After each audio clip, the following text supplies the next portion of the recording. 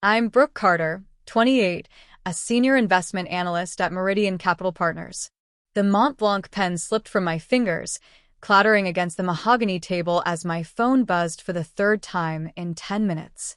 Across from me, Sir Edmund Whitmore's weathered hands paused mid-signature, his steel-gray eyes lifting to meet mine with the kind of patience that costs $15 million. My apologies, I whispered, reaching for the phone to silence it. Mom's name glowed on the screen again. She never called during business hours. Never. The scent of aged leather and bergamot tea hung heavy in the London boardroom, mixing with the metallic taste of anxiety creeping up my throat. Outside, rain drummed against floor-to-ceiling windows overlooking the Thames, each droplet catching the amber light from the crystal chandelier above us. Perhaps we should take a brief recess? Sir Edmund's voice carried the refined cadence of old money and older traditions. I forced my most professional smile. That won't be necessary. This acquisition has been 18 months in the making. Nothing should interrupt it. But my fingers trembled as I picked up the pen. The Hartwell Industries deal would be the crown jewel of my career, the kind of transaction that transforms analysts into partners. At 28, I'd be the youngest senior partner in Meridian's history. The phone buzzed again. This time, Sir Edmund's expression shifted almost imperceptibly. Miss Carter, family emergencies have a way of making themselves known regardless of our professional obligations. Before I go further, tell me in the comments where you're watching from, and if you're hooked already, a like and subscribe will keep these stories coming. Heat flushed my cheeks as I glanced at the screen. For missed calls now. My stomach clenched with a familiar dread, the same feeling I'd had as a child when Mom's voice took on that particular edge, the one that meant someone was in trouble and somehow it would become my responsibility to fix it. I'm terribly sorry. Please give me just one moment. I stepped into the hallway, my heels clicking against marble floors that probably cost more than most people's cars. The phone felt cold against my ear as I answered. Brooke, honey, thank God. Mom's voice was breathless, strained. I've been trying to reach you for hours. I'm in the middle of the most important meeting of my career, Mom. What's wrong? A pause. Too long. Well, it's about your car. My BMW. The midnight blue M5 I'd saved 2 years to buy, the first thing I'd ever owned that felt truly mine. What about it? Sophia needed collateral for her business loan. The bank required. You used my car as collateral? The words came out sharper than I intended. A passing secretary glanced my way, and I lowered my voice. Mom, that car is in my name. You can't just. She needed it more than you do right now. You're in London, for heaven's sake. And this bakery means everything to her. You know how hard she's worked since the divorce. The familiar weight settled on my chest, the expectation that I would understand, that I would sacrifice, that I would always be the responsible one who made things easier for everyone else. Sophia, my younger sister by 3 years, had been the family favorite since birth. The creative one. The free spirit who needed protecting from the harsh realities of adult life. I'll call you back, I managed. Brooke, don't be dramatic about this. It's just temporary, and I hung up. My reflection stared back from the polished elevator doors. Designer blazer, perfectly styled hair, the image of success I'd crafted so carefully. But underneath, I felt like that 12-year-old girl again, watching Mom pack Sophia an extra lunch while I was told to be grateful for what I had. When I returned to the boardroom, Sir Edmund was reviewing the contract terms with his legal team. The numbers blurred on the page as I tried to focus. $15 million. The culmination of everything I'd worked for. But all I could think about was my car, my one symbol of independence, being signed away without my knowledge or consent. Shall we proceed? Sir Edmund asked gently. I nodded, lifting the pen again. But as I leaned forward to sign, my phone lit up with a text message visible on the table. From Sophia. Thanks for understanding about the car. Mom said you were totally cool with it. You're the best big sister ever. 2 hearts. The pen froze in my hand. Understanding? I hadn't agreed to anything. The betrayal hit me like ice water. Not just that they'd used my car, but that they'd assumed I'd simply accept it. That they'd already told Sophia I was totally cool with it before even asking me. Sir Edmund's eyes followed my gaze to the phone. "Miss Carter? Is everything quite all right?" I looked up at him, then at the contract that would change my life, then back at the message that revealed how little my family thought of my autonomy. The rain outside seemed to pound harder, matching the rhythm of my heartbeat. My voice caught. "I need to make another call." But before I could move, the boardroom door opened, and Sir Edmund's assistant stepped in with an expression of barely contained urgency. "Sir Edmund, I'm terribly sorry to interrupt, but there's been a development with the Hartwell Family Trust that requires immediate attention." The Hartwell Family Trust. Those 4 words hung in the air like smoke from a dying fire, and I watched 18 months of work potentially crumble in real time. Sir Edmund's face had gone ashen, his fingers drumming against the mahogany table in a rhythm that matched my racing pulse. "What kind of development?" His voice carried the weight of someone who'd navigated corporate storms for decades. His assistant, a sharp-eyed woman named Margaret, glanced at me before answering. "Perhaps we should discuss this privately, sir. Miss Carter is about to become a significant partner in this venture. She stays." The words should have filled me with pride, but all I could focus on was the growing knot in my stomach. My phone buzzed again, another text from Sophia, this one with photos of her standing outside some bank, grinning like she'd won the lottery. My car keys dangled from her fingers. "Just sign the papers. The loan officer said your BMW was perfect collateral. You should see how professional I looked driving it to the meeting." Faced with tears of joy, Margaret cleared her throat. "The Hartwell heir, James Hartwell, has returned from his sabbatical in Tibet. He's contesting the sale." The room went silent except for the rain, which had intensified into a proper London downpour. I could hear it hammering against the windows like accusations, each drop a reminder that nothing in life stays stable for long. "That's impossible," I said, my voice steadier than I felt. "James Hartwell renounced his claim to the family business 3 years ago. The documentation is ironclad." Sir Edmund's laugh was bitter. "My dear, you're about to learn that family dynamics rarely respect legal documentation." Another buzz. This time it was Mom calling again. I declined it, but not before Sir Edmund noticed the pattern. "Family troubles and business crises," he mused, "have an uncanny ability to arrive simultaneously. It's as if the universe enjoys testing our priorities." The irony wasn't lost on me. Here I was, dealing with my own family's betrayal while watching someone else's family potentially destroy the biggest deal of my career. Margaret handed Sir Edmund a tablet. "He's downstairs in the lobby, sir, with his legal team." Through the floor-to-ceiling windows, I could see the Thames churning gray and angry below. The city looked different from up here, smaller, more manageable. But I knew that was an illusion. Down there, real life was messy and complicated, and full of people who took your car without asking. "How long do we have?" I asked. "He's requesting an immediate injunction to halt the sale pending a family court review," Margaret replied. "His lawyers are filing the paperwork as we speak." My phone rang again. This time it was an unknown number with a U.S. area code. Against my better judgment, I answered. "Brooke Carter." "Miss Carter? This is David Chen from First National Bank. I'm calling about the collateral agreement signed this morning using your vehicle." The blood drained from my face. "What about it?" "Well, there seems to be some confusion about the ownership documentation. Our records show you as the primary owner, but the loan application was submitted by a Sophia Martinez." "That's my sister. She uses our father's name." The words felt like glass in my throat. "I see.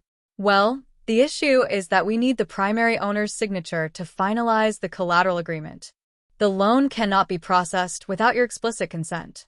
I looked up to find Sir Edmund watching me with keen interest.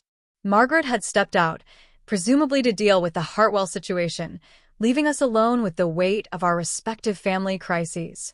"I'll need to call you back," I told the banker. "Of course. But Miss Carter, I should mention, the loan is for quite a substantial amount. If we can't process it by close of business today, your sister will lose the opportunity." The seller has other interested buyers. The line went dead, and I stared at the phone like it might explode. Sophia's bakery dream hung in the balance, dependent on my signature. My signature on papers I'd never seen, for a loan I'd never agreed to, using collateral I'd never offered. Difficult decisions, Sir Edmund observed quietly, have a way of revealing who we truly are. Before I could respond, Margaret burst back through the door, her professional composure cracked. Sir Edmund, James Hartwell isn't just contesting the sale. He's claiming the entire negotiation was conducted under false pretenses. He says his father never had the authority to sell. The room tilted. 18 months of due diligence, of late nights and early mornings, of building relationships and crafting the perfect deal, all of it potentially meaningless because of family drama I couldn't have predicted. That's absurd, I said, standing so quickly my chair rolled backward. We have signed documentation from the board of directors, from the family trust, from everyone except the heir apparent, Sir Edmund finished grimly. Who, it turns out, never actually renounced his claim. He simply disappeared for a while. My phone buzzed with another text from Sophia. The bank needs your signature by 5 p.m. or I lose everything. Please don't let me down. You know I'd do the same for you. But would she? Would Sophia sacrifice her dreams for mine? The question felt like a knife twisting in an old wound because I already knew the answer. Sophia had never been asked to sacrifice anything for anyone. That had always been my role. Miss Carter, Sir Edmund said gently, I believe you have a phone call to make. I looked at him, then at the unsigned contract on the table, then at my phone with its cascade of messages from a family that had already decided my answer for me. The rain outside had turned violent, sheets of water obscuring the view of London below. What if I don't sign? I asked, though I wasn't sure if I was talking about the bank papers or the Hartwell deal. Sir Edmund's smile was sad and knowing. Then you'll discover what your family truly thinks of your autonomy. And I'll discover whether James Hartwell is bluffing about his legal standing. The elevator dinged in the hallway outside. Footsteps approached, multiple sets, moving with purpose. Margaret appeared in the doorway, her face pale. Sir Edmund, she said quietly, James Hartwell is here. And he's brought someone with him. She stepped aside, and a man in his early 30s entered the room. Tall, lean, with the kind of weathered tan that spoke of months in high altitudes. His dark hair was longer than corporate standards, and his eyes held the unsettling clarity of someone who'd spent time in meditation retreats. But it wasn't James Hartwell who made my breath catch. It was the woman beside him. My sister Sophia stood in the doorway of the London boardroom, her dark hair damp from the rain, wearing the same sundress she'd had on in the photos she'd sent from the bank. She looked around the room with wide eyes, taking in the luxury, the gravity, the importance of what was happening here. Hello, Brooke, she said softly. We need to talk. The world narrowed to a single point of disbelief. Sophia stood there dripping rainwater onto $15,000 Persian rugs, looking impossibly small in a boardroom designed to intimidate titans of industry. But it was the man beside her, James Hartwell, who made my blood turn to ice. You two know each other? Sir Edmund's voice cut through my shock. Sophia's cheeks flushed pink. James and we met at the bank this morning, when I was there about the loan. She glanced at him with something that looked dangerously close to adoration. He was so helpful when I explained about needing Brooke's signature. The pieces clicked together with sickening clarity. James Hartwell hadn't just returned from Tibet to contest his family's sale. He'd been in contact with my sister. The timing wasn't coincidental. It was orchestrated.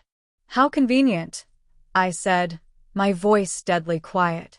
The heir to Hartwell Industries just happened to be at a random bank in, where exactly, Sophia? Because last I checked, you lived in Phoenix. Los Angeles, she said quickly. I moved there last month for the bakery opportunity. James was there on business and you told him about our family situation. The betrayal cut deeper than I'd thought possible. You told a complete stranger about my car, about the collateral, about this deal. James Hartwell stepped forward, and I could see why Sophia had been charmed. He had the kind of easy confidence that came from never having to worry about money, combined with the spiritual serenity of someone who'd spent months in monasteries. It was an intoxicating combination, especially for someone like my sister, who'd always been drawn to men who seemed to have answers. "Miss Carter," he said, his voice carrying a slight accent I couldn't place, "I want you to know that meeting your sister was genuinely coincidental." But when she mentioned the Hartwell acquisition, I felt compelled to act. Compelled. I tasted the word like poison. "You felt compelled to destroy 18 months of my work because you met my sister at a bank." I felt compelled to protect my family's legacy from being sold without my knowledge or consent. His eyes were steady, unblinking. "Surely you can understand that, given your current situation with your own family." The parallel hit like a physical blow. Here I was, furious that my family had used my property without consent, while facilitating the sale of his family's property without his consent. The hypocrisy was staggering, but that didn't make it hurt less. Sir Edmund cleared his throat. "Perhaps we should all sit down and discuss this rationally." "There's nothing to discuss," I said, my voice rising. "Mr. Hartwell renounced his claim 3 years ago. The documentation was forged." James pulled a folder from his jacket. "I never signed any renunciation papers. I was in Tibet, yes, but I never gave up my rights to the family business. Someone has been impersonating my consent." The room spun. 18 months of work, built on fraudulent documents. My career, my partnership, my future, all of it crumbling because someone in the Hartwell organization had lied. My phone rang again. The bank. I declined the call, but James noticed. "That's about the loan, isn't it?" he said gently. Sophia explained the situation. "Your sister needs your signature to save her bakery." "It's not her bakery," I snapped. "It's a pipe dream funded by my car that she took without asking." Sophia flinched like I'd slapped her. "Brooke, you don't understand. This is my chance to finally build something of my own. To prove I'm not just the family screw-up." "By screwing me over?" "By asking for help." Her voice cracked. "God, Brooke, when did you become so cold? So obsessed with money and success that you can't help your own sister?" The accusation hung in the air like smoke. Around us, the most powerful men in London watched our family drama unfold with the fascination of people who'd forgotten what real problems looked like. "I'm not obsessed with success," I said quietly. "I'm tired of being the only one in our family who takes responsibility for anything. I'm tired of cleaning up everyone else's messes while my own life falls apart." "Your life isn't falling apart," Sophia shot back. "Look around you. You're about to make $15 million. "Was about to," James corrected softly. "This deal can't proceed without proper authorization." Sir Edmund stood, his movement deliberate and final. "I'm afraid Mr. Hartwell is correct. Until this ownership dispute is resolved, Meridian Capital cannot proceed with the acquisition." The words hit like a death sentence. 18 months of work, gone. My partnership gone. My future, derailed by family drama, both mine and theirs. My phone buzzed with a text from the bank. "Final notice. We need your signature within the next hour or the loan application will be withdrawn. Please advise." I looked at the message, then at Sophia's hopeful face, then at James Hartwell, who'd just destroyed my career to protect his family's interests. The irony was suffocating. "You want to know what's funny?" I said, my voice eerily calm. "You're both asking me to sacrifice everything for family. Sophia wants me to sign away my car for her dream. James wants me to walk away from my deal to protect his inheritance. But neither of you asked what I wanted." "Brooke," Sophia started. "No." I held up my hand. "I'm done being the responsible one. I'm done being the one who sacrifices, so everyone else can have what they want." I picked up my phone and dialed the bank. David Chen answered on the first ring. "Miss Carter, thank goodness. Do you have a decision about the collateral agreement?" The room was silent except for the rain, which had softened to a gentle patter against the windows. Everyone watched me, Sir Edmund with professional curiosity, James with something that might have been respect, and Sophia with growing panic. "I do have a decision," I said clearly. "The answer is no." I do not consent to using my vehicle as collateral for this loan. Sophia's face went white. Brooke, please. Furthermore, I continued into the phone. I want to report that someone attempted to use my property as collateral without my consent. I believe that constitutes fraud. Brooke. Sophia's voice was a strangled cry. I hung up and turned to face my sister. Her eyes were wide with shock and betrayal, as if she couldn't believe I'd actually said no. As if the possibility that I might refuse had never occurred to her. You want to know what I said to Mom when she told me you needed my car more than I did? I asked quietly. Sophia nodded, tears streaming down her face. I said, then she can buy her own. The silence that followed was deafening. Sophia stared at me like I'd become a stranger, and maybe I had. Maybe the old Brooke, the one who always said yes, who always sacrificed, who always made things easier for everyone else, had finally died in a London boardroom while the rain washed the city clean. James Hartwell was the first to speak. Miss Carter, I want you to know that I respect your decision. Both of them. I looked at him, this man who'd just cost me everything to protect his own interests. Do you? Because you just destroyed my career to save your family business. How is that different from what you're asking me to do? It's not, he said simply. That's why I respect it. You chose yourself for once. That takes courage. Sir Edmund gathered his papers with the efficiency of someone who'd seen deals collapse before. Well, this has been illuminating. Miss Carter, I'll be in touch once the ownership issues are resolved. It may take months, possibly years, but Meridian doesn't abandon promising partnerships lightly. Years. My career in limbo for years while lawyers sorted through forged documents and family disputes. But as I watched him pack up the contracts, I felt something unexpected. Relief. Sophia was still crying, her mascara running in dark streams down her cheeks. How could you do this to me? I'm your sister. And I'm yours, I replied. But that doesn't mean I have to set myself on fire to keep you warm. I gathered my things, my hands steady for the first time all day.